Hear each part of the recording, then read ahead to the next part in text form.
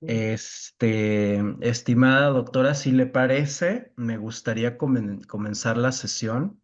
Ante las mujeres organizadas políticamente, procuro no solo estar atenta a sus discursos, fíjense qué importante es, sino leer cuidadosamente sus prácticas.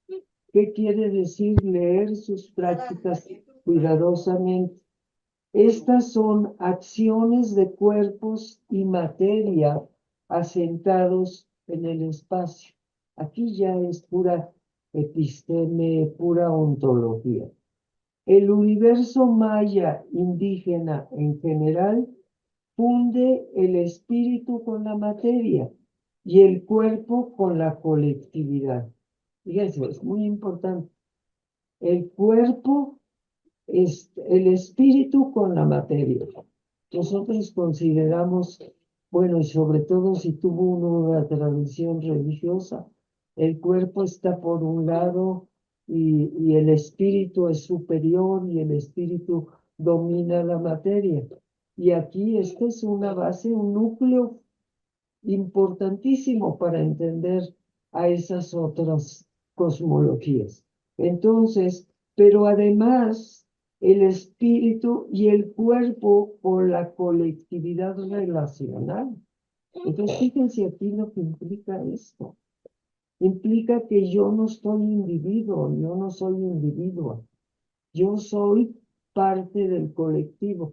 Y eso en mi libro que tú amablemente, qué bueno que lo incluiste, Francisco, porque ahí viene muy explicado en ese libro cómo el cuerpo es parte de lo colectivo. No, el cuerpo de uno no es su cuerpo individual de un individuo como lo creemos en Occidente, sino es parte de un colectivo. Entonces hagan de cuenta que una persona de la comunidad, al perder un brazo, es como si se perdiera un brazo en nuestro imaginario occidental. Una persona se muere y se muere una parte del colectivo también. No es una muerte de un individuo, de un colectivo, es otra cosa. Es otra cosa. Hay muchos estudios que han analizado esto en la India también. Bueno, trato de detectar estas constantes. Esto para mí es entrar en la elucidación epistémica de los actos de esas mujeres alzadas e insurgentes que constituyen literalmente nuevos sujetos sociales. Estas mujeres zapatistas o no zapatistas indígenas son nuevos sujetos sociales que además ya están reclamando su particularidad. Lo más esperanzador de los últimos años en mi trayectoria es cómo han emergido ellas con su voz a reclamar. ¿Y qué hago yo con mis escritos? Recuperar su voz de ellas como ellas la emiten. O sea, yo no hago como hacían antes y hacemos antes y lo veo de amigas muy queridas, que uno escuchaba lo que decían y lo traducías al lenguaje académico y lo ponías en el lenguaje académico. Pues ahí ya mataste la voz de la indígena o del pensamiento filosófico epistémico indígena, ya la mataste. ¿Por qué? Porque ya construiste con la ortografía, con la forma que se construye correctamente en español, y entonces te sale un texto seco, no seco, es un texto académico, pero que no logra captar las formas propias de expresión desde otra epistema. Eso es por eso yo lleno mis textos, y yo me acuerdo que al principio cuando yo empecé de académica, ¿verdad? Me decían, no, los textos había una regla, no pueden tener más de 10 líneas sobre. ¿Por qué? Porque tenía que caber en que no fuera, y esto es chistoso porque yo lo he compartido mucho lo compartí mucho con Mercedes Olivera. Mercedes Olivera, esta gran mujer también, investigadora, y lo compartimos. Y ella acabó escribiendo sus últimos textos así, como con una media página de copiar el discurso de la mujer insurgenta, pero copiarlo exacto como ellos lo construyen. Porque de repente a la hora que ellos construyen o ellas construyen, se da uno cuenta de la otra epistemología. Ahí aparece la otra ontología, que no aparece cuando uno lo traduce a su forma académica de incluir, y cuando uno lo recorta mucho y lo sintetiza mucho. Para sintetizar mucho tienes que destruir la lógica implícita en el discurso, porque además hay una lógica implícita en el discurso que escapa completamente a las reglas de academia. Bueno, entonces, las mías, digo, son incursiones fascinadas, fíjense, fascinadas, cautelosas y a veces vacilantes. Pues la verdad yo tampoco estoy segura, ¿eh? No crean que yo estoy súper segura. Yo hago unas propuestas y yo digo, bueno, aquí, y sin embargo, del mundo zapatista me empezaron a invitar más.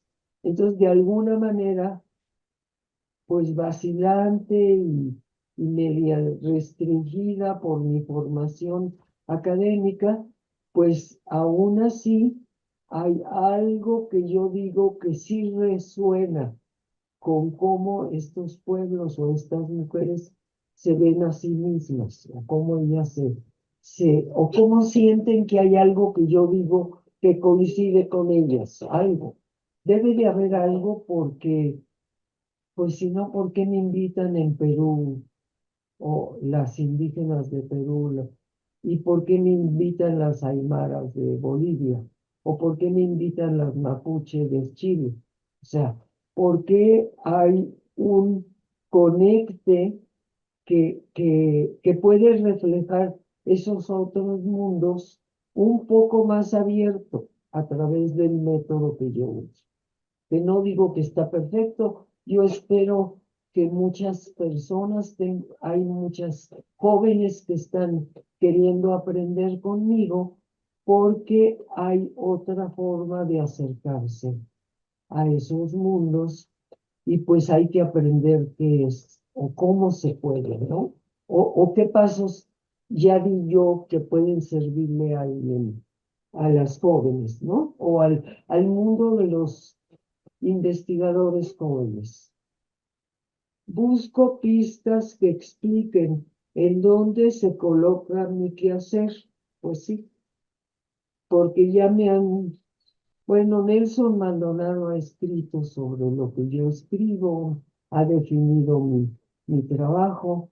Hay otra mujer, Marina Tlastanova, Walter Miñoro me cita y me estudia y pone a sus estudiantes a leerme. Procediendo en el análisis, ¿qué quiere decir el término complementariedad?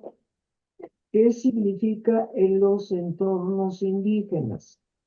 Desde hace muchos años me esfuerzo en escuchar voces indígenas y aprender de ellas.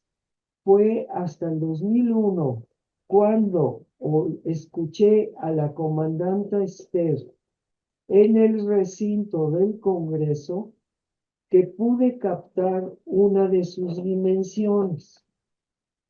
La tierra que nos da vida, dijo ella, que es la naturaleza que nosotros somos. Fíjense, ahí hay una síntesis compactísima del concepto de la tierra. Dijo, y ahí mismo pude descubrir un significado de la complementariedad que me había escapado, la interconexión de todos los seres en el universo.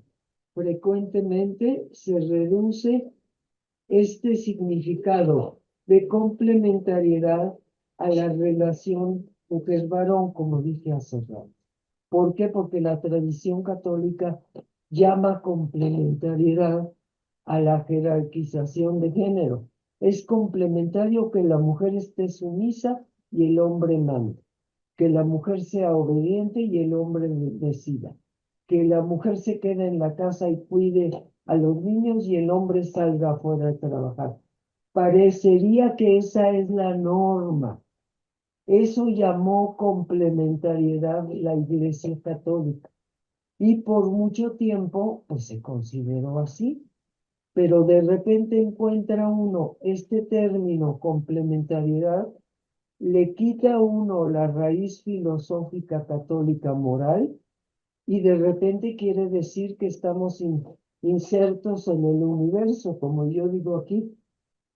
Esta reducción es típica de la forma en que se le define en los ámbitos letrados feministas bajo certezas axiomáticas de los valores dominantes. El término de complementariedad aparece como un rasgo fundamental de las cosmovisiones de las Américas. Como decía López Austin, no, él no lo dijo de eso, sobre la complementariedad, pero él escogió el término núcleo duro. Es la ruptura de los binarismos. Fíjense lo importante que es para el feminismo. Esa complementariedad es la ruptura de los binarismos desde una posición política práctica de anclaje mesoamericano. Como tal, es hoy frecuentemente reclamado por las mismas mujeres indígenas organizadas en sus declaraciones, demandas y propuestas. Acá vamos a dar otro pasito más. Corporizar las prácticas de conocimiento, hablar de un hacer mental con el cuerpo. Fíjense. Cuando nosotros en lo que hemos estudiado, en lo que hemos pensado, pensábamos hacer prácticas mentales con el cuerpo, pues hay tradiciones hinduistas, el yoga, hay muchas nuevas y por eso han pegado con fuerza en el occidente, porque de repente tienen contacto. Acá en las tradiciones americanas, hablar de un hacer mental con el cuerpo refleja varios de los esfuerzos de estos trabajos, los trabajos que vienen en mi libro para una poética zapatista, para incorporar las influencias de los mundos filosóficos en los que se encuentran en relación dialógica. Y aquí aparece otra vez el título de mi ponencia hoy. Van al encuentro de una episteme que conjuga cuerpo y mente, material e inmaterial, sin resquicios ni contradicciones. Es la episteme de aparentes contrarios en conjunción, que finalmente, volvemos al término de complementariedad, vuelve a ser. Es la conjunción de aparentes contrarios en conjunción.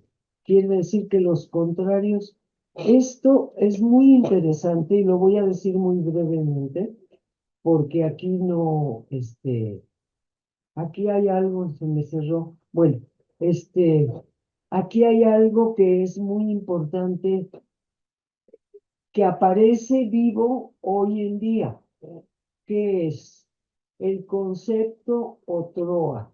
El concepto Otroa emerge del zapatismo, emerge de las tradiciones mesoamericanas. Este concepto Otroa, ¿qué quiere decir? Quiere decir que hay una fluidez de género, que el género en las culturas mesoamericanas era móvil y que permanentemente había un movimiento entre lo femenino y lo masculino. Y entonces estaba siempre en mutación. Entonces, este término Otroa, hagan de cuenta que es la emergencia hoy en el presente de hoy, entre esos colectivos indígenas en donde está el zapatismo, que permiten que emerja de adentro de su propia cosmovisión, que emerja la complementariedad o que emerja la fluidez de género. O sea, no quiere decir que no exista femenino y masculino, quiere decir que existe femenino y masculino, pero no son mutuamente opuestos y organizados jerárquicamente. Bueno, ya con eso díganme cuánto tiempo más tengo porque si creo que ya casi se me acaba el tiempo, ¿verdad? Otros 25 minutos, si acaso. Otros 25. Bueno, Sí. Francisco, qué bueno que ya te veo. Me asusté con un paquete negro que decía un nombre. Acá vamos a otro término, otro aspecto epistémico. La justicia cognitiva, la búsqueda de una postura radical en contra de la colonialidad del saber y del ser, están a la base de los comentarios que estoy haciendo. Es también una apuesta a decirlo sin neologismo. Fíjense aquí, he batallado, porque casi todos los grandes teóricos descoloniales se inundan de abstracciones con neologismo. Y eso es lo que yo he escapado, he tratado de escapar, porque si no vuelve uno a crear otra corriente académica estrictamente establecida, con reglas, inventan nuevos neologismos. No quiero decir, en mi escrito menciono los autores que siento que han caído mucho en ese uso de neologismos, porque los neologismos de alguna manera van a escapar a la manera en la que estoy hablando yo con ustedes. Yo estoy hablando con ustedes con puros palabras, términos normales, términos como las mismas mujeres indígenas se expresan. Fíjense nada más, les voy a dar ahorita un ejemplo de cómo son capaces de sintetizar la cosmovisión con palabras de todos los días. Yo escuché a una mujer tutunacú, que en México ya los llamamos totonacas, de la zona de Veracruz, que es una zona con culturas ancestrales tutunacú, que dieron lugar a los pobladores de Papantla y a todo esto. Bueno, esta mujer una vez contestó a algo que yo le pregunté y me dijo, todo está en paz. No tuvo que usar ninguna terminología oscura. Todo está en paz. Y ya te da la base cosmológica del universo mesoamericano. Todo está en paz. Todo está en dualidad, lo llamo yo. Yo le puse ese término, dualidad contra el dualismo. Entonces, en dualidad. Y esa mujer lo pudo decir con palabras totalmente sencillas. Otra mujer que yo oí una vez que habló del público, era una mujer indígena, no recuerdo de qué pueblo era, pero dijo, me acuerdo que dijo, 1 más 1 no son 2, 1 más 1 es 1. Fíjate, puras palabras totalmente, pero ya te está explicando su fondo filosófico. Pero cuando hago tantos trabajos antropológicos que van y entrevistan a esta gente y te habla así y dices indígena ignorante, no fue a la escuela, no sabe expresarse, no sabe hablar, dicen, porque no habla en español. Hay muchos estudiantes antropólogos que hacen eso. Entonces, bueno, pero les di estos dos ejemplos porque son ejemplos muchos más que yo tengo en mis escritos, pero son ejemplos de que esa cosmovisión, esa cosmogonía profunda, esa ontología se puede expresar en palabras sencillas. Y bueno, yo estoy tratando, no crean que lo he logrado, pero estoy tratando de no caer en terminajos abstractos muy inaccesibles y van a ser inaccesibles primero que nada para las mismas indígenas. Bueno, entonces aquí vamos a seguir. Para mí, fíjense, es también una apuesta a decirlo sin neologismos, sin excesos de referencias, sin complicaciones innecesarias para poder colaborar con los movimientos. Aquí hay una visión de uso político, ¿verdad? Con los movimientos y sus discursos vivos.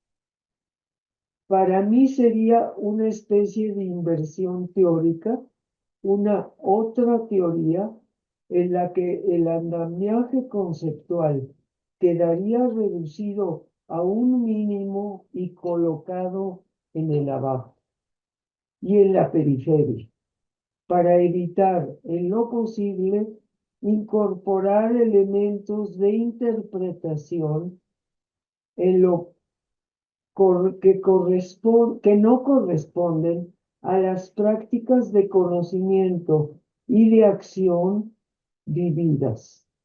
La parte amplia y central quedaría arriba en la emergencia de las voces, los discursos y las acciones de las actoras y actores sociales. ¿Ven? Ahí ya acaba una parte de mi presentación y se abre otra que es ahora sí que, entonces, ¿qué propongo? ¿Verdad? O sea, ¿cuál es la propuesta? Entonces, la propuesta yo la he llamado hermenéutica de la oralidad y eso ya lo he trabajado mucho. Ya se ha publicado en inglés y traducido al turco y traducido. Ay, ahí en mi semblanza aparecen las traducciones a cuántos idiomas. ¿Por qué la hermenéutica de la oralidad? Porque las tradiciones indígenas, incluso hasta el día de hoy, están todas, ¿cómo podríamos? Estructuradas en lo oral. Y hay muchos grandes teóricos que yo he citado mucho, que han hecho sistematizaciones de cómo, qué hace la oralidad, y yo misma tengo el método de la oralidad, pero ahorita yo siento que ya no tengo tiempo de mejor que lo lean, porque lo tengo escrito, ¿eh? La hermenéutica de la oralidad, porque fíjense, cuando está uno estudiando discursos orales, discursos orales de culturas que están en permanente movimiento, aquí hay otro de los cambios de onda.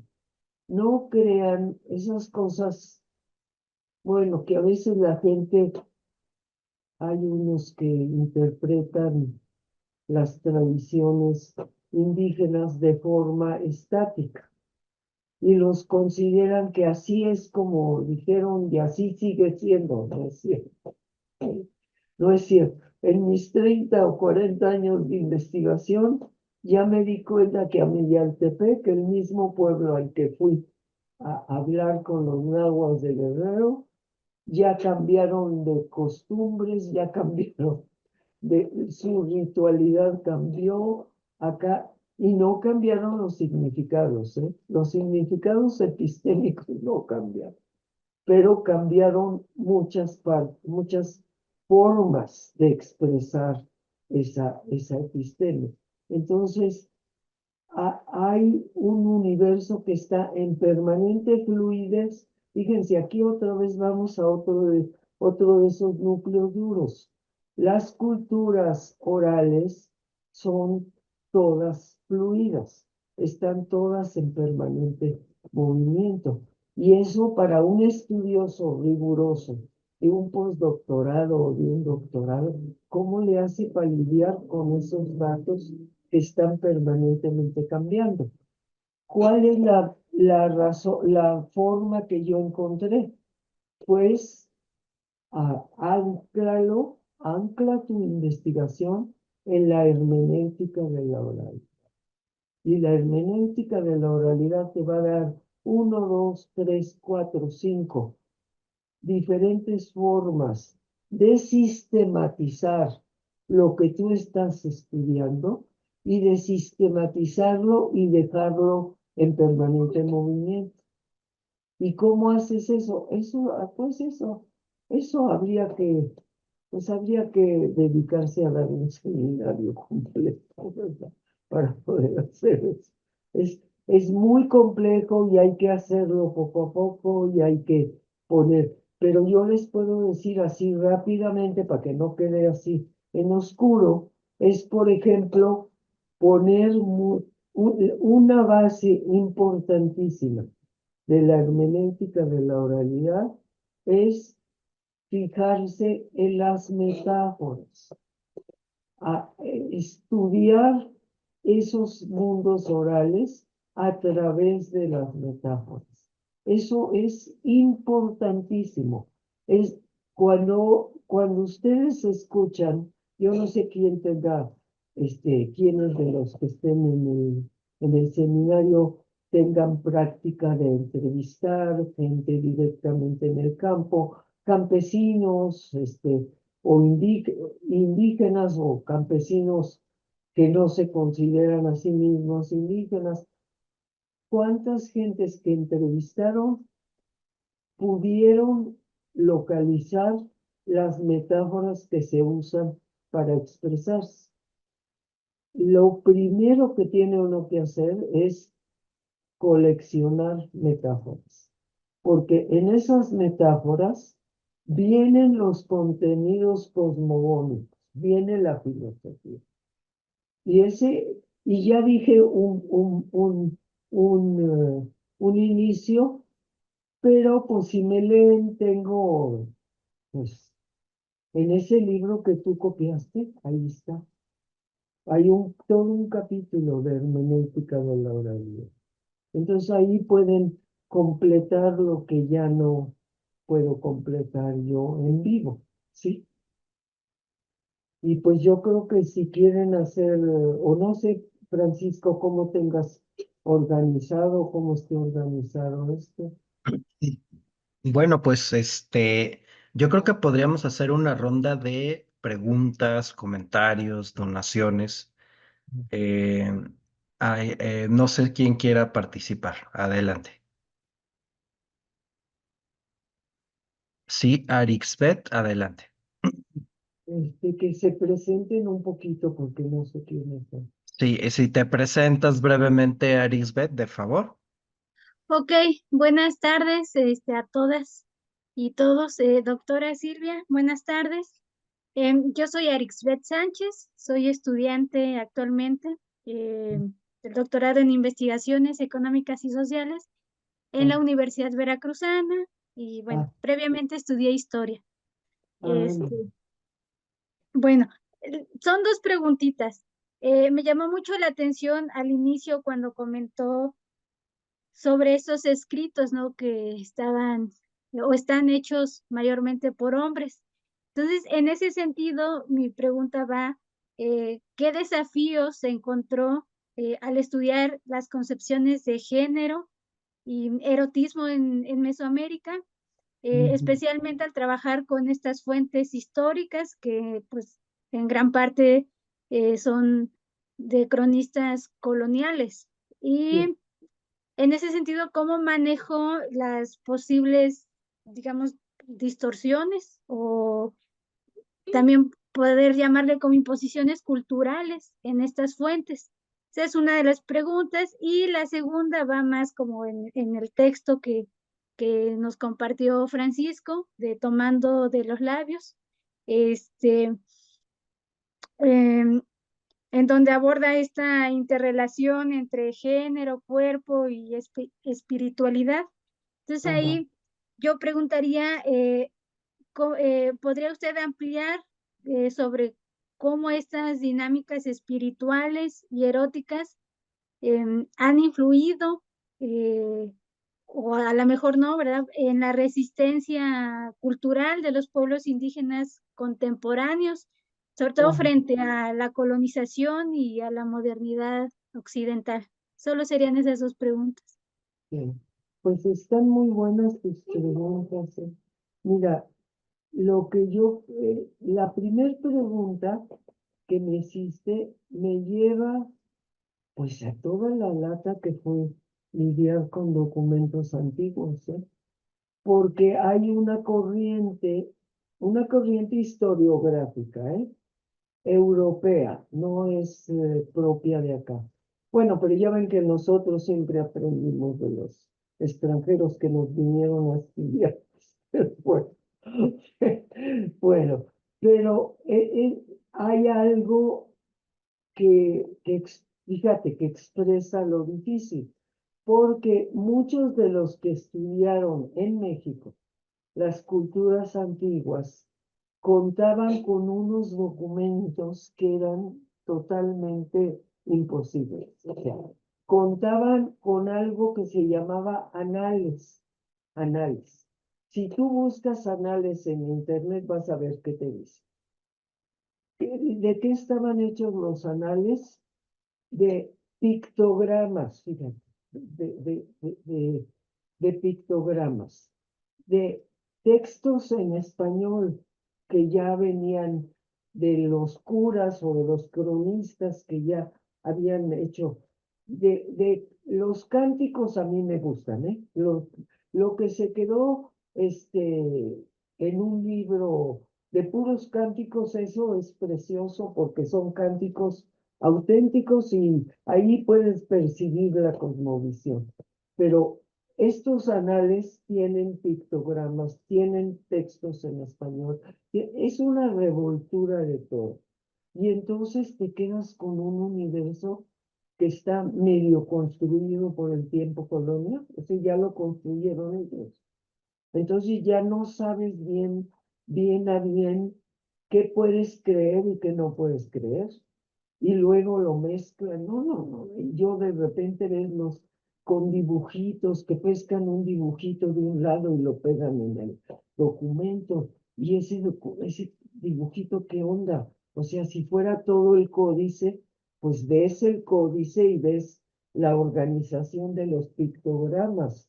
Entonces, si tienes un poco de, ¿cómo te diré? Cercanía, quizá tú tienes cercanía por ser de Veracruz, tienes cercanía a las formas tradicionales, a lo mejor tú le puedes entender a la conexión que hay en los códices, pero en un pedacito de códice y un pedacito de esto y otro pedacito de esto, pues en realidad reconstruyeron. Y yo con esos datos no funciono. Yo me he quedado, y por eso también empecé leyendo directamente las crónicas, pero directamente los pocos códices originales que hay son de Oaxaca, de la Mixteca y de la Mixteca y Mazateco, creo que hay uno. Pero hay pocos códices que son, y hay una Cecilia Rosen que los ha estudiado muy bien. Te la recomiendo mucho. Cecilia Rosen de, de, del CIESAS de México. Bueno, ella estaba en el CIESAS.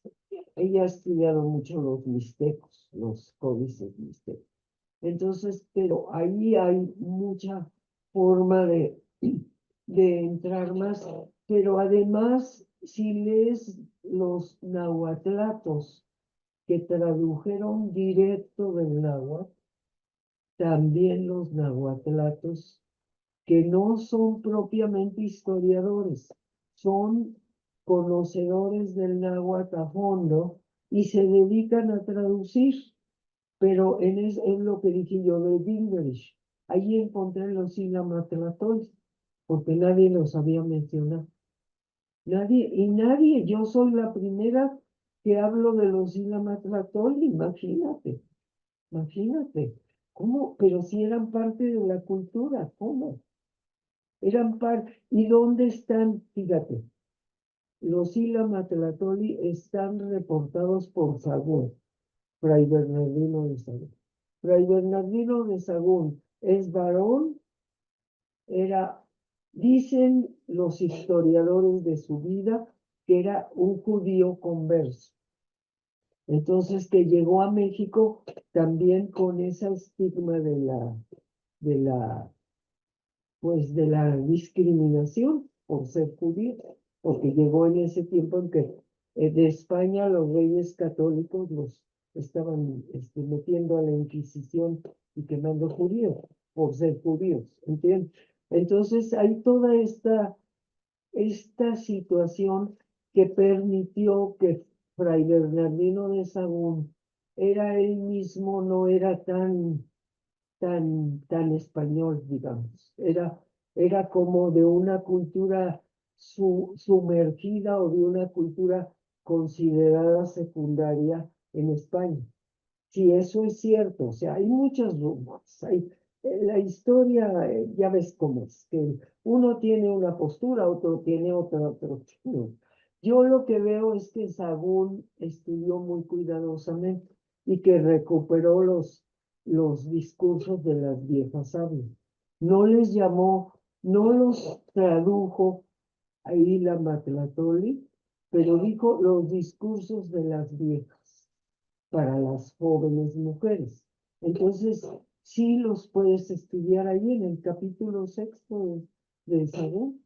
Entonces lees que no es tan, que como a pesar de que yo batallé tanto, logré encontrar fuentes de información que no eran totalmente masculinocéntricas, ¿entiendes?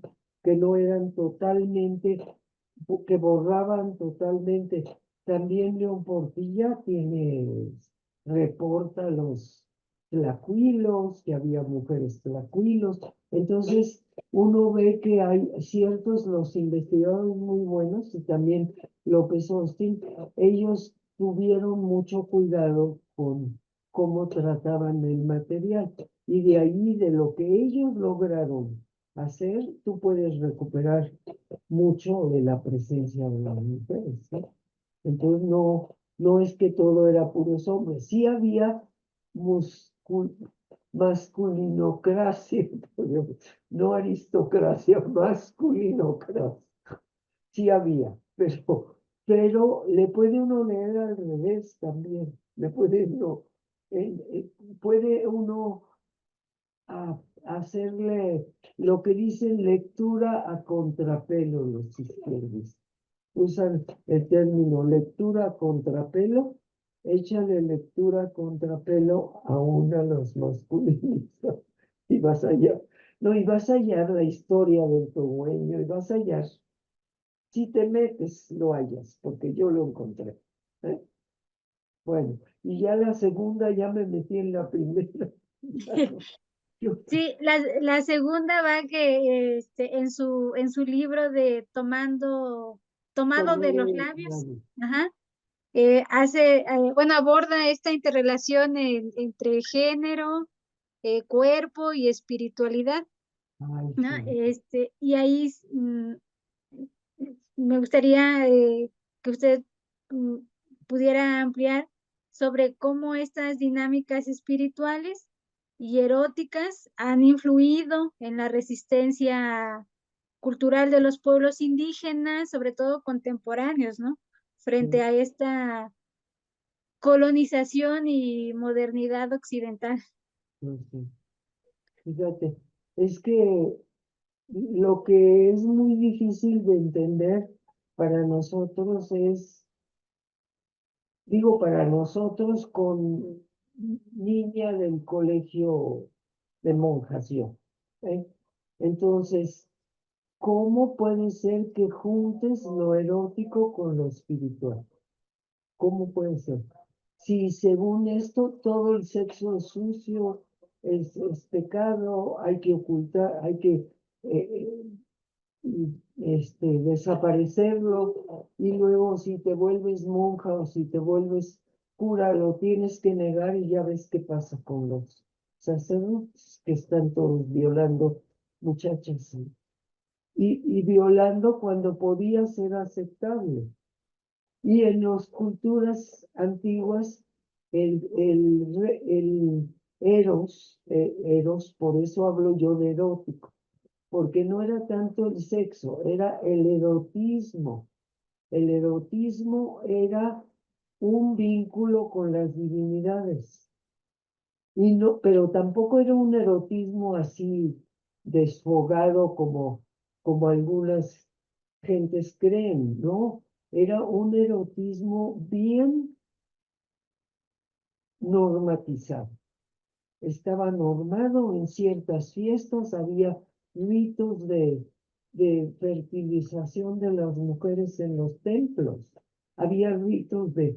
Entonces, eso quiere decir que el cuerpo, el sexo, la sexualidad, el placer, podían ser una fuerza espiritual en esos mundos. Y sigue siendo.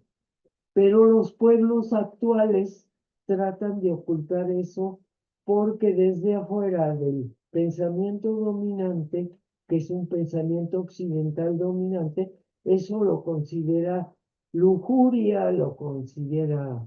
Y pues tú ves allí cuando lees mi libro, ves los confesionarios, cómo hablaban, cómo ponían a los pobres indígenas a decir cuántas veces habían, y ellos mismos describían las prácticas eróticas, las describía el sacerdote para poder confesar a los indios. Y los indios ni se les había ocurrido que eso era pecado. No lo habían considerado negativo. ¿Por qué? Porque ellos tenían eso otra vez, ese otro mundo que se queda inaccesible al pensamiento occidental.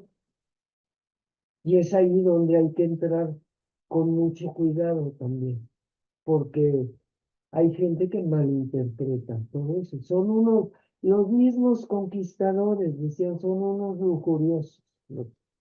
Así los llamaban. Era por eso su pecado principal, la lujuria. Pues, ¿cómo?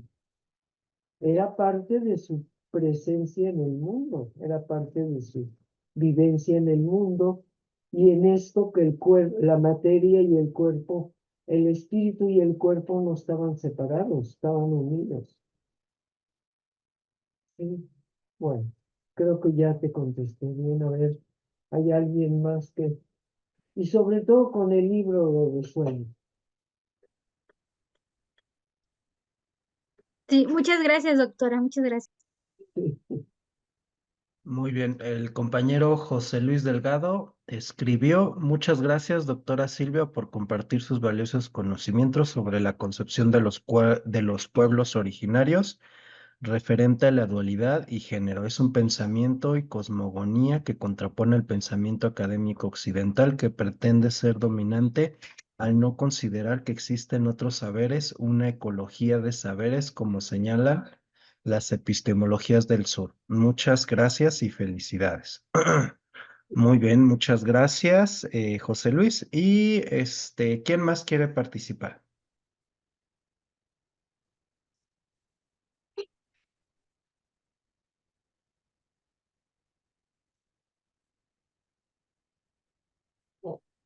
Ya no tienen más. Sí, a ver, la doctora Claudia Rangel, adelante. Ah, Hola, buenas tardes, Silvia. Mucho gusto conocer. Hola, qué gusto de verte. Sí, Aunque bueno, soy sea con lluvia. profesora, sí, adscrita a la Universidad Autónoma de Guerrero. Sí. Y pues muy sugerente tu conferencia, no la escuché toda, pero me gustaría preguntarte algo que tiene que ver con esto que decías sobre los neologismos. Ajá, Hay una investigadora boliviana, Aymara, es Julieta Paredes, que ajá. construyó una categoría que le llama entronque patriarcal. Y Ah, ella sí. dice, quería precisamente preguntarte alrededor de esta idea de, desde luego, del androcentrismo en los pueblos prehispánicos y particularmente en los que tú investigas, pero también si tú puedes dar cuenta o no de la existencia de este entronque patriarcal, por una parte. Y por otra parte, es cierto lo que decías acerca de las metáforas. Yo recordé mucho mi trabajo de campo hace ya varios años en la montaña de Guerrero con los pueblos originarios, especialmente los Mepas y los Ñu Sabi, Ah, que construyeron lo que conocemos como policía comunitaria y hablaban, sobre todo los líderes, hablaban con muchas metáforas.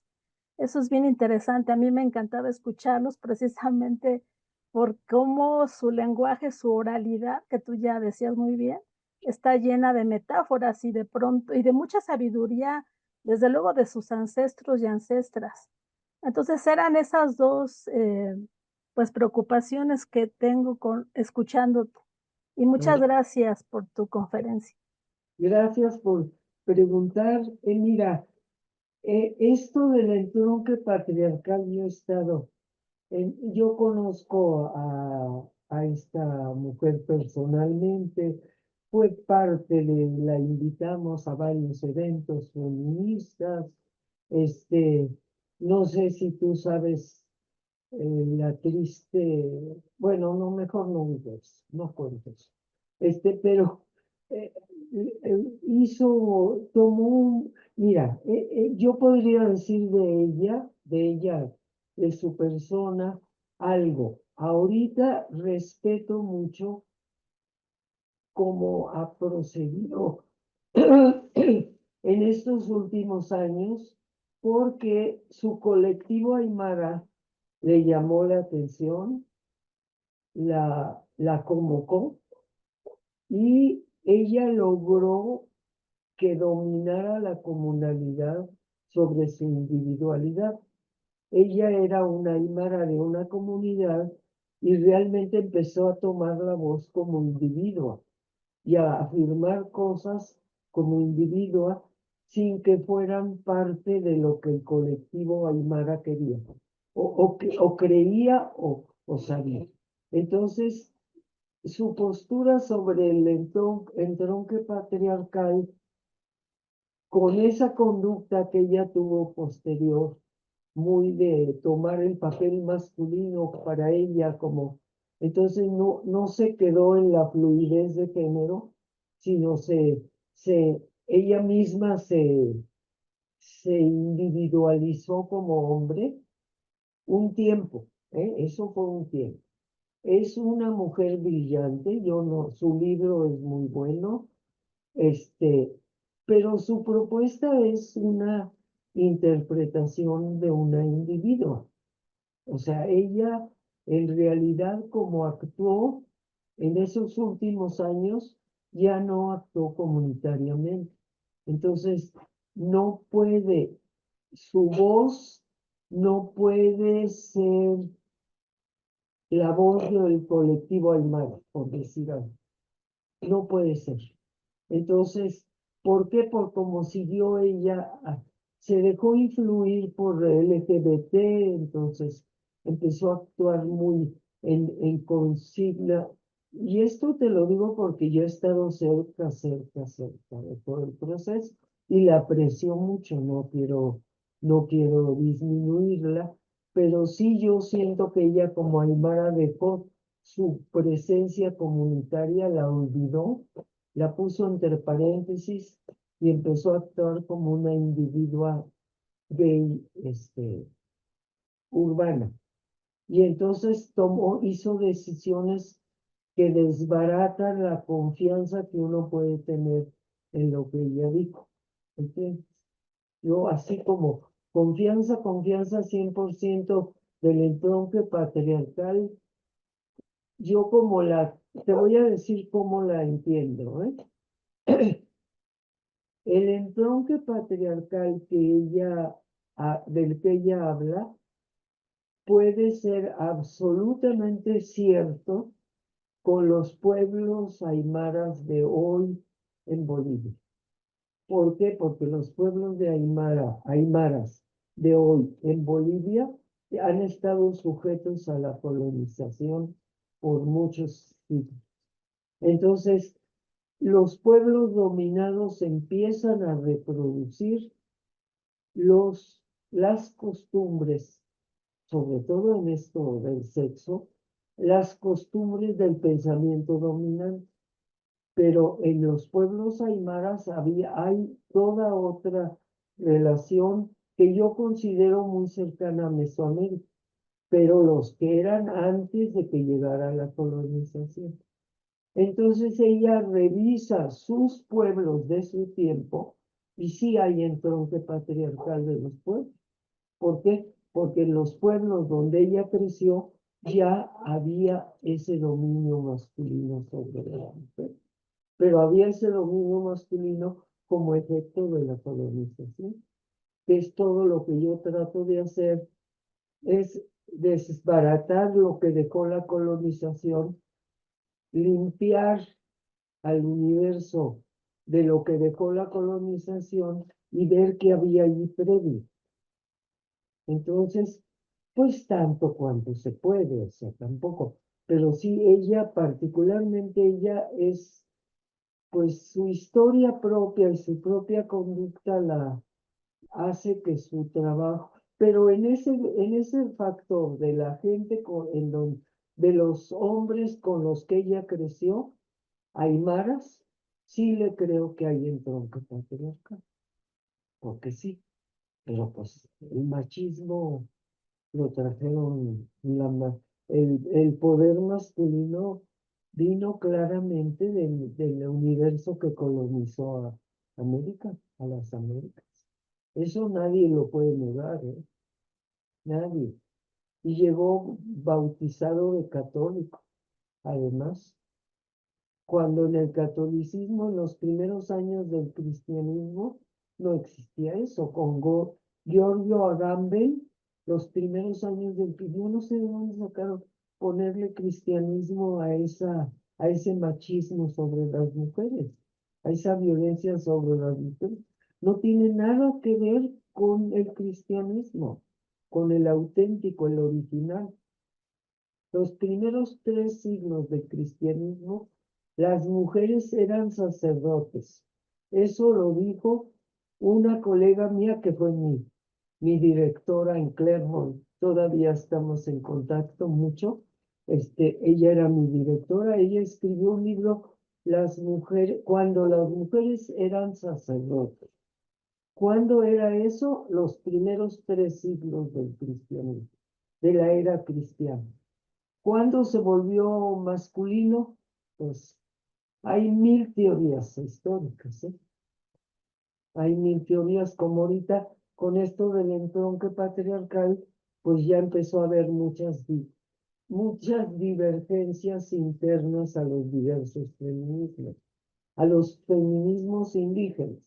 Hay una buena, consistente parte de movimientos de mujeres indígenas que no aceptan lo que dice esta mujer, no aceptan el entronque patriarcal, pero hay una buena parte que sí lo acepta.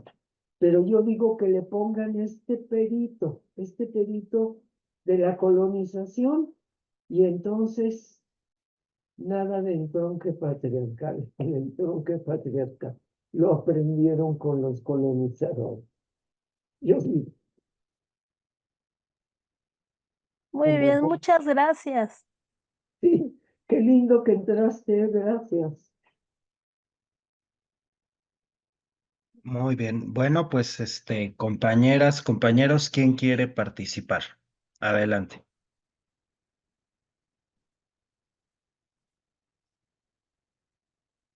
Por eso, para terminar, por eso es muy importante la última vuelta de la tuerca, que es el pensamiento descolonial. Por eso, para las luchas que se están haciendo ahora. Pero de por sí el zapatismo nunca cayó en el zapatismo, sí, pues el zapatismo con la comandanta Ramona, dialogando con el obispo don Samuel Ruiz en la catedral de San Cristóbal, por favor. Ahí ya la presentación del zapatismo es las mujeres al frente.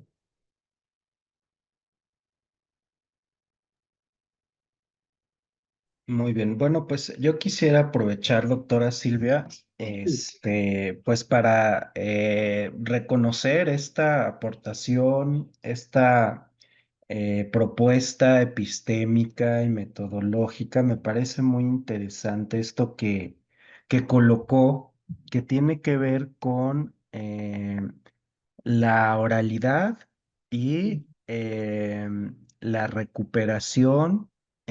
Usted decía que uno en su proceso de investigar sí, no solamente debe de descentrar, de alguna manera, si lo entiendo bien, es poner de lado nuestras interpretaciones que tienen que ver con nuestra formación académica, teórica, ¿no? Que serían como una especie de prejuicios mira, teórico-académicos. qué heri- bonito lo estás diciendo. Sería, Te sería voy a como... quitar, Francisco, prejuicios. Bueno, a mí me surge en este diálogo con lo que usted está colocando Sí, y que además es como esa herencia colonial de los saberes coloniales, ¿no? sí, sí, Este eurocentrismo, este sí, etnocentrismo, este sí, androcentrismo, que de alguna manera nos enfrentamos a esto que usted también nos está invitando, oh, que tiene que ver con cómo nos colocamos. Y el cómo nos colocamos, creo que allí tiene algo también muy interesante que nos está donando, que tiene que ver con el para qué escribimos, el para quién escribimos, ¿no? Que creo que es una sí, cuestión fundamental, ¿no? Y que yo invitaría a todas y a todos los compañeros, ¿no? sí, Aquí hay quienes están haciendo su tesis, aquí hay quienes dan clases, ¿no? El para qué queremos conocer. Creo que este es un aspecto fundamental que usted nos está desarrollando, ujú, no solamente en esta conferencia, sino en general en su pensamiento, en los planteamientos que usted está haciendo en el libro, y que a mí me parece que una clave que usted nos está dando es me parece y quiero preguntar, ¿no? En esta hermenéutica de la oralidad, esta oralidad es expresada por voces vivas o también puede ser aprendida mediante documentos históricos. Por ejemplo, estoy pensando compañeras, compañeros que están trabajando siglo XIX y que de pronto se encuentran con documentos donde hay juicios, donde se asienta la declaración de mujeres, de hombres, de distintas partes.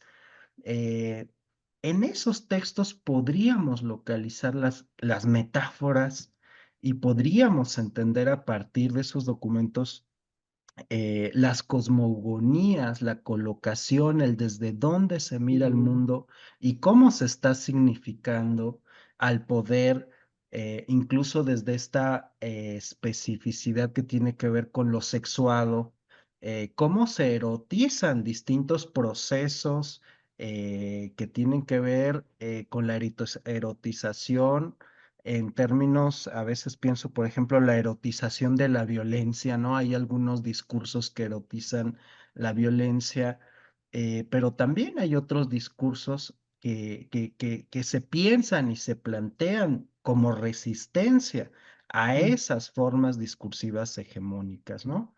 Entonces, yo lo que le quisiera preguntar es esta parte, ¿no? ¿Cómo desmenuzar y cómo reconocer una metáfora? ¿Cuáles, podríamos hablar de metáforas que son más importantes que otras? ¿O cómo las vamos acomodando? Usted en su experiencia, en su trayectoria, cómo es que fue coleccionando, digámoslo así, estas metáforas están jerarquizadas, están organizadas, de qué manera, cómo uno que quiere conocer una realidad desde una mirada no colonial, descolonial, ¿cómo puede acercarse a esto? Porque a veces uno de manera automática lo que dice, esta metáfora es la importante, esta es la secundaria, esta es la terciaria, ¿no? Y uno con esa formación a veces un tanto positivista que revela lo que uno, la forma en que uno fue educado, la forma en que uno tiende a jerarquizar el conocimiento. Por ejemplo, metáforas políticas son más importantes que las metáforas de género, ¿no? Etcétera, ¿no? Por dar un ejemplo de estas jerarquías, ¿cómo usted nos recomendaría en términos metodológicos trabajar con todas estas formas de aprender?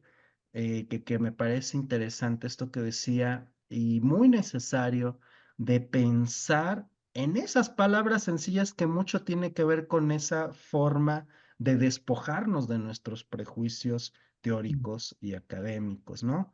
Volver a lo básico para aprender lo que es profundo y lo que es significativo para los sujetos y que tiene que ver con esto que también usted está colocando, que es la recuperación de las compañeras como sujetas de la historia, como sujetas de sus propios procesos y el reconocerles también. Creo que en su mirada está siempre este reconocimiento a ellas como otro sujeto igual, otras sujetas iguales con las que usted dialoga en un plano de igualdad. Y eso también me parece muy significativo en su propuesta y en la forma en que usted está trabajando, ¿no?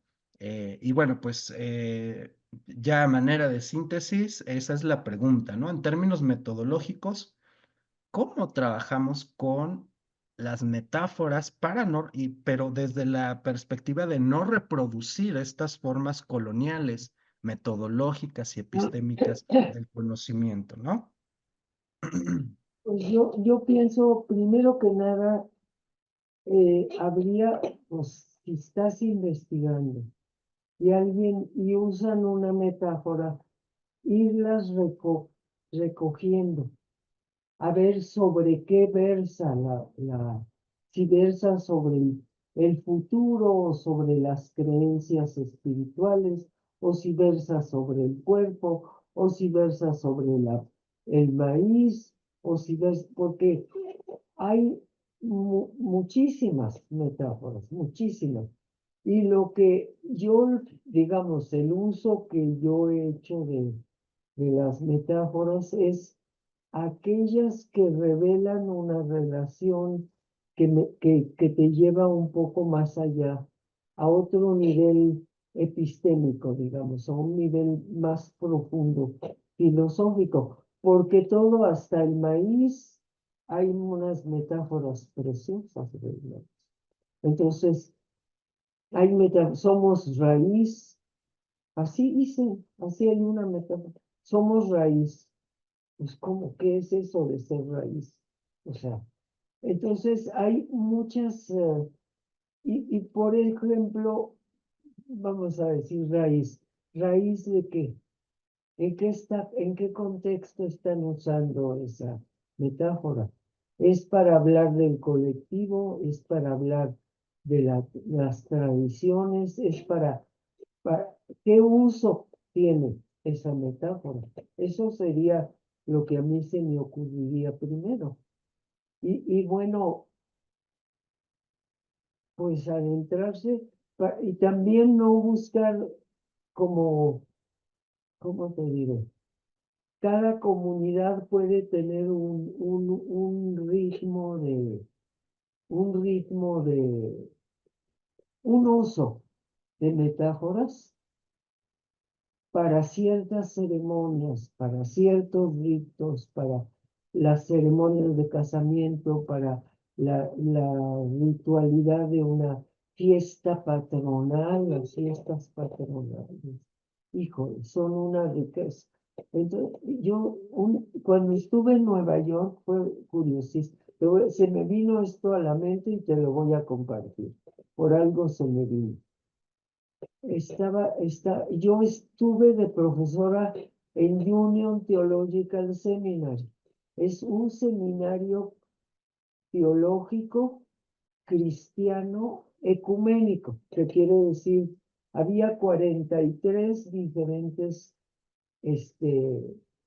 creencias, no creencias, se llaman de otra manera, pero eran 43 diferentes cristianismos. Nosotros los que crecimos acá ni nos imaginamos cuántos hay, pero presbiterianos, luteranos, etcétera, etcétera, hay muchos. Este seminario teológico era muy de avanzada, muy político, y entonces a mí me invitaron para hablar del género en Mesoamérica. Me invitaron a dar un seminario, todo un curso no, un seminario que obtenía créditos en el seminario, ¿eh? No era de al ratito, ven un ratito y vete y ya, ¿no? Mi seminario, daba 2 seminarios yo, y eran con crédito. Entonces, en este seminario, esto fue muy chistoso como ocurrió, porque apareció estas metáforas así tan extrañas, porque hacían una serie de ritos de otros cristianismos que tenían mucha metáfora también incluida. Pero no solo eso, sino que a mí me consultó un cura, sabiendo que yo era profesora, un cura americano, franciscano, que estaba a cargo de una parroquia en el Bronx. El Bronx es esa parte norte de Nueva York, muy empobrecida, la parte pobre, la parte de los afros, donde había muchos mexicanos instalados. Este padre me consultó porque cuando se iban, yo creo que había una colonia completa de mixtecos viviendo allá. Por lo que él me contó, me di cuenta que eran indígenas mixtecos que se habían ido, como se van los migrantes de poco en poco, y se van recreando las colectividades o las familias extendidas. Entonces este cura un día me pidió que fuera yo a hablar con él para que le explicara qué quería decir, que cuando se iba a casar una persona, se paraban en fila toda la comunidad de mixtecos que había ahí, se paraban en fila, una fila de hombres y una fila de mujeres, antes de la iglesia. Y antes de la iglesia hacían un rito de casamiento propio para después entrar a la iglesia a casarse por la iglesia. Entonces este curita, y no era curita, era un señor de 50 años, o sea, pero estaba ansioso de entender los significados que tenía para estas personas, porque luego las iban a casar adentro de la iglesia con el sacerdote. Entonces, ¿qué quería decir? A ver si usted me puede explicar. Entonces, este tipo de interacciones así, ahorita el mundo de los migrantes migrantes mexicanos, ¿cuántos hay en Estados Unidos? Y cómo están llevando sus tradiciones también. Y cómo, en este caso, este franciscano respetuoso, quería respetar que siguieran haciendo su cola, su rito antes de entrar a la iglesia. No decía nada, pero en cuantas de las otras religiones les los impedirían, quién sabe. Pero ahora, el que haya una fila de hombres y una fila de mujeres, uno frente al otro, pues que eso ya tiene un significado. ¿Qué significado tenían ellos? Pues sí, daban una especie de, yo no lo vi nunca, me pidió que fuera, yo no podía, porque yo era profesora de, de tiempo completo en el seminario teológico, entonces no podía irme a ver cuando llegan y él mismo no sabía cuándo iban a llegar así, o sea, era todo ritual según las fiestas, según el día, según el que se casaba. Yo creo que había 1000 particularidades que no eran legibles, ¿eh? Pero ahí ves lo que es ese mundo de rico. Trae una riqueza espiritual y una riqueza de significaciones, no era, le da una nobleza a este grupo de inmigrantes pobres en Nueva York, explotados, que quién sabe qué trabajo hacen, pero les pagan mejor que en México, eso juran. Les va mejor que en México. Si no, no estarían allá. Entonces hay toda esta interacción cultural basada en metáforas, porque allí eran cuerpos que estaban hablando con sus cuerpos, ahí, en ese río. Pues muy interesante como pues en muchos sentidos también creo que una invitación siempre fundamental pues es ir y conversar, y digamos, un poco pensando en este seminario, una historia a ras del suelo siempre es muy importante, precisamente para conocer a profundidad estas metáforas que son una clave fundamental para Sí. entender la historia desde la propia cosmogonía de estos pueblos, de estas comunidades, pero también lo pienso en términos de la cosmogonía de un movimiento social, aunque no fuera indígena, de un movimiento magisterial, estudiantil. ¿Cuáles son esas metáforas que nos plantean esa cosmovisión de estos sujetos históricos que estamos estudiando, con quienes estamos reflexionando, muchas veces incluso con esta posibilidad de entrevistarlas o entrevistarlos para quienes hacemos historia reciente, ¿no? Y que es una herramienta fundamental que me parece que aquí estamos poniendo pues sobre la mesa, ¿no? Para como un elemento epistémico, descolonial y fundamental. Muy bien, no sé quién más quiera participar. Ya estamos, ahora sí que cercanos a cerrar. Em, ¿Se podría? sí, adelante, Sí, compañera. Sí, gracias. Gabriela, adelante. Buenas Sí, tardes. si te Sí, muchas presentas gracias. brevemente, por favor. Sí, soy Gabriela Huerta Tamayo, soy egresada de la carrera de Filosofía de la UNAM y estoy, bueno, en la Ciudad de México. Em, quería pues acercarme a hacer una pregunta porque, pues bueno, encuentro puntos de contacto con el pensamiento de Francesca Gargalo, a quien he estado últimamente también trabajando. Y como punto que tienen en común de acercarse ustedes a las mujeres indígenas, el interpretar en las acciones de las mujeres indígenas algún tipo de feminismo, afirmarlas como feministas incluso, pero también me da a pensar sobre el nombre del pensamiento, perdón, sí, el nombre de pensamiento descolonial como diferente al pensamiento latinoamericano o nuestro americano. Las tradiciones de lecturas me parecen diferentes Yo allí. no Y, te escucho bien, y fíjate. No voy a poder contestar. sí, pero Habla más fuerte. bueno, es que bueno, quería preguntarle si la decisión de haber tomado este nombre de feminismo descolonial o de lo descolonial proviene también de las áreas de las ciencias sociales y la antropología de sus integrantes, que bueno, ustedes conforman sobre todo esta área de pensamiento descolonial, a diferencia de quienes se encuentran en las áreas de humanidades como filosofía o historia latinoamericana, y que si Ujú. eso fue también pues algún tipo de factor importante para tomar el nombre de pensamiento descolonial. Mm.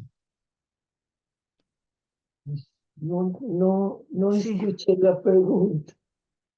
Alguien que me la repita. sí. ¿Se escucha mejor así si me acerco? Sí, Yo también estoy viendo cortada la imagen. sí, a mí también se me cortó la señal. Si pudieras volver a repetir, Gabriela, de favor. A ver, sí, creo que tenemos problemas con la transmisión. ¿Ahí se escucha mejor? Sí, ya se restableció, sí. Sí. Bueno, quisiera preguntar si el nombre de lo descolonial, con ese, proviene de las áreas de ciencias sociales y de la antropología de sus integrantes, a diferencia, pues, de las rutas que han tomado la filosofía y la historia latinoamericana. ¿De dónde sale el nombre de lo descolonial? Mira, yo creo que tú estás preguntando algo que crea confusión. Hay un A movimiento ver, de pensamiento decolonial, nada más decolonial. Hay un sí, movimiento sí, así, sí. académico, hiperacadémico, bueno, en algunos casos no totalmente como paquete. Yo he tenido un poco de resistencia, me querían que hiciera un libro y pues lo que hice con Acal no lo quise hacer con los decoloniales de Duke University. Entonces, porque Ujú. no estoy de acuerdo cómo se manejan muy normativamente, estrictamente. Hagan de cuenta que crean un universo académico exactito, nada más que se llama decolonial. Y es muy bueno, hay muchos autores buenos, muy serios, muy sistemáticos, semióticos, muy interesante el trabajo. Pero nosotras en América Latina, nosotras empezamos a llamarnos descoloniales. ¿Por qué? Porque este término Así es. decolonial es un término que nace de muchos pensadores que puedo decir que son muy buenos, pero que son de origen latinoamericano, pero que tienen puestos y, y- y- y- y lugares académicos privilegiados en los Estados Unidos, en las universidades de Estados Unidos. Y pasa lo mismo que pasa con los académicos, que pasa con los campesinos que trabajan en Estados Unidos ganan lo doble que los campesinos que trabajan en México. Digo, por decirlo sencillamente, los académicos que están en Estados Unidos tienen toda una serie de facilidades, pueden hacer congresos, se les paga por cada ponencia que dan, todo eso. Y las gentes que estamos en los países de México, Mesoamérica y Suramérica, pues no tenemos las mismas facilidades académicamente. Y yo no creo que esa sea la causa, pero lo que molesta es que se llame decolonial cuando puede llamarse descolonial, y estar perfectamente anclado bien en el idioma español. Entonces, hay variantes entre decolonial y descolonial. Yo no sé si eso era lo que te tenía inquieta, Gabriela, porque En parte sí, en en académica parte sí. te va a Y, aparecer y puro la de... otra, ¿Mm? sí, a la otra parte tiene que ver con quienes integran, o sea, las formaciones de ustedes, por lo que me doy cuenta, con descoloniales, es que son principalmente de ciencias sociales, incluida también ahí en vínculo también con la antropología, la historia. Ustedes, para mí es un caso especial muy rico, también porque usted sí habla mucho más claramente también de filosofía, de toda esta visión también tan interdisciplinaria también que forma su acercamiento, ¿no? Y que yo lo veo también de alguna forma, también en algunas otras personas como Francesca Gargalo. Pero bueno, eso es simplemente una visión que yo ahorita estoy formándome. No quería hacer una comparación, pero sí veo puntos de encuentro.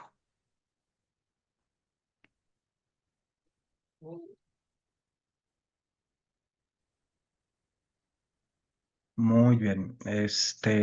Muchas gracias, compañera Gabriela. Bueno, no sé si hay alguna última pregunta, comentario, ya estamos cerrando.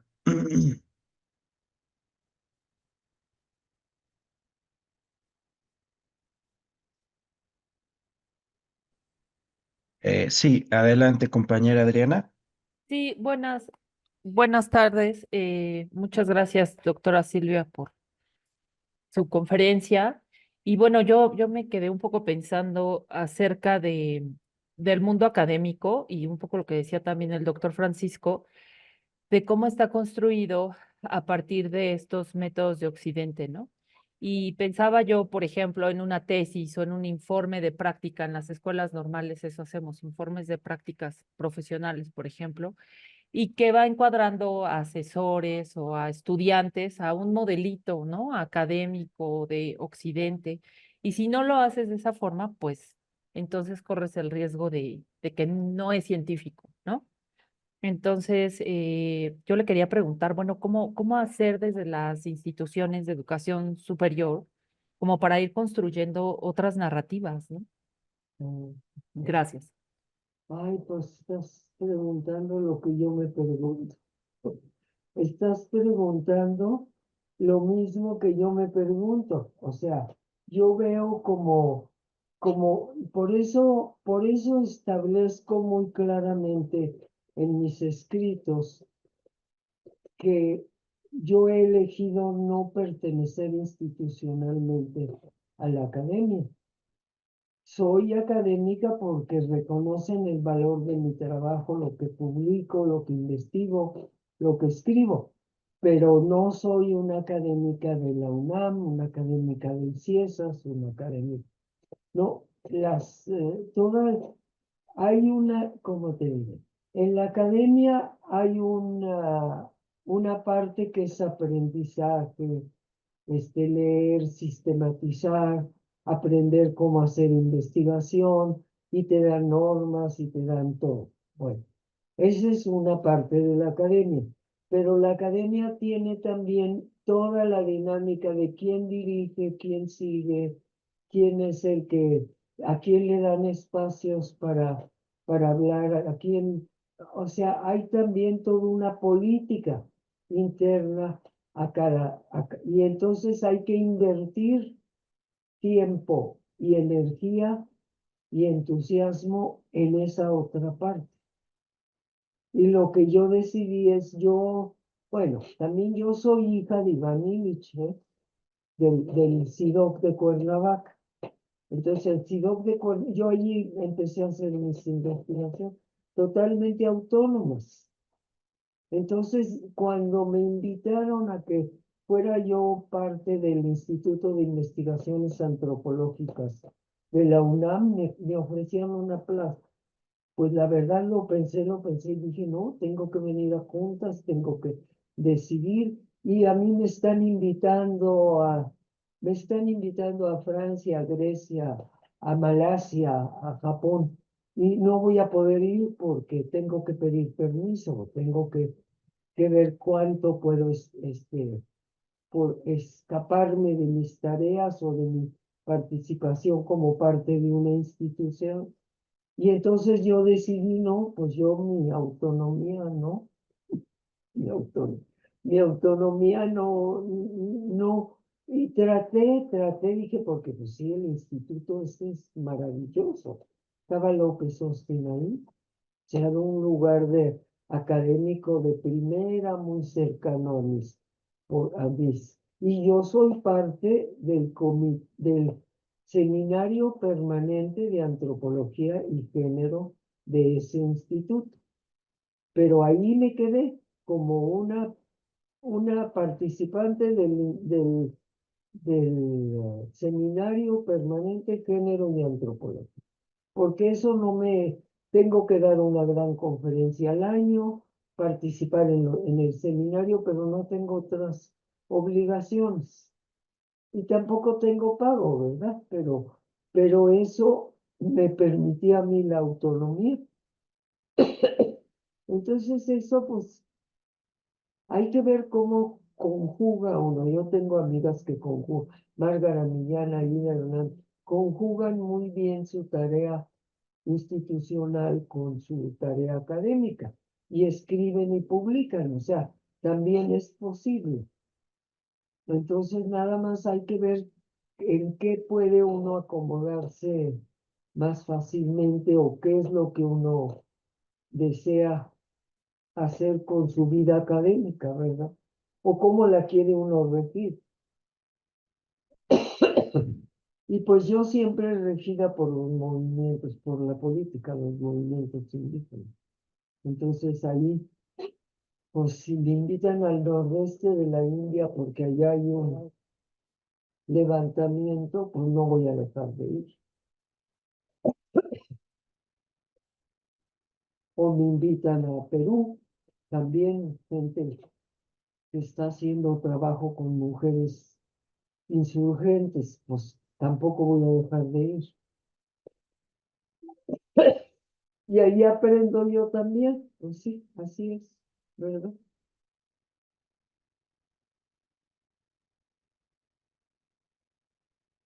Pues yo creo que ya, Mm, Francisco, tú das nuestro cierre. sí, bueno, pues más que nada me gustaría hacer un anuncio para la próxima sesión que va a ser el 31 de octubre, el próximo jueves.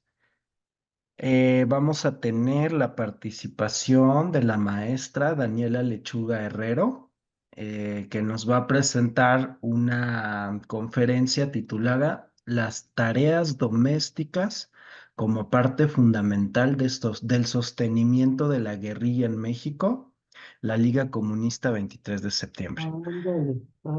Entonces, bueno, pues es, creo que de alguna manera, otro esfuerzo que vamos a tener aquí, la posibilidad de dialogar con la compañera. Daniela es historiadora,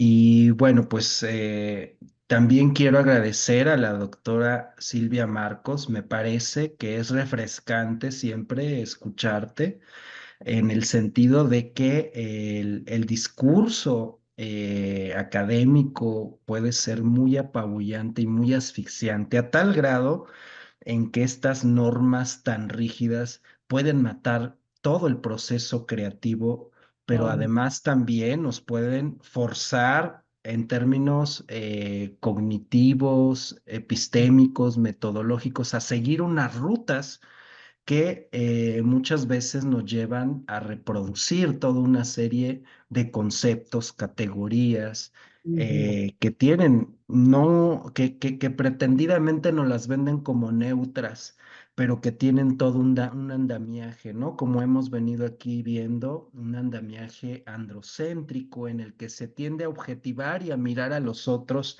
desde esta academia un tanto hegemónica, a reducirlos a objetos de estudio, ¿no? Que creo que es un poco lo que la compañera Adriana también manifiesta, ¿no? Cómo tendemos incluso a objetualizarnos entre nosotros en las escuelas, y que tiene que ver con estas violencias simbólicas, epistémicas, que creo que es algo definitivamente que debemos de erradicar. Y a mí me gusta mucho, yo realmente me siento muy reconfortado por escuchar estas formas de construcción del conocimiento y de resistencia, y que nos confirman que efectivamente trabajar fuera de estas normativas hegemónicas y académicas es algo que sí es posible, y en ese sentido quiero dar todo mi reconocimiento y mi admiración para este trabajo político y de resistencia que hace la compañera Silvia Marcos. Y bueno, pues para cerrar, me gustaría escuchar a la doctora Silvia. ¿Cómo te vas, doctora, y cómo te sientes? Y con eso cerramos. Bueno, pues me da mucho gusto tener oportunidad de, de tener contacto con estudiantes, pues con gente que anda buscando y que en cierto sentido, pues es un poco la reproducción de mi camino, ¿no? Entonces, para mí es revitalizante poder escuchar las voces, las inquietudes, las propuestas y saber que, pues que hay un ámbito creativo adentro, hay un sector muy creativo adentro de las instituciones y que están sobreviviendo y que quieren seguir sobreviviendo. Y yo me alegro de poder alimentar ese tipo de personas o de trayectorias, ¿verdad? Así es que les agradezco la invitación que me hace que yo también vuelva a revisar mi propia trayectoria, ¿verdad? Que me hace volver a ser yo un estudiante que estaba escuchando, que estaba aprendiendo y cómo uno selecciona lo que quiere oír y lo que implementa en sus vidas y cómo no, ¿verdad? Hay una elección directa. Cada uno de los que me oyeron o de que me pueden haber estado oyendo no presencialmente, pues tiene una elección. ¿Qué va a hacer con su capacidad, su calidad o su compromiso de conocimiento? ¿Qué quiere hacer en la vida? ¿Verdad? ¿A quién va a servir con ese conocimiento? Ese es lo principal, que tú ya lo mencionabas, Francisco. Tú lo mencionaste ahí. Entonces, bueno, pues muchas gracias y mucho gusto de haber estado con ustedes. Pues muchísimas gracias, compañeras y compañeros. Un afectuoso saludo. Que tengan bonita semana.